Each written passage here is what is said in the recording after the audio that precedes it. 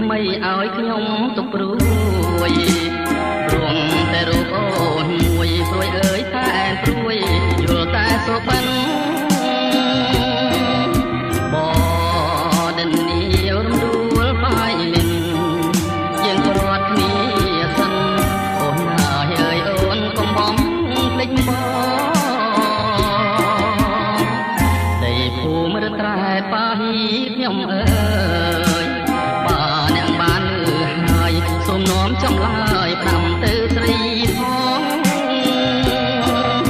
បតាំងស៊ូគុំច្រាអូតងធ្លាប់នាំនួនល្អកំសាន្តសាបងមុជទឹកស្ពានយោពេលបងឃ្លាតទេចិត្តសានអាឡ័យ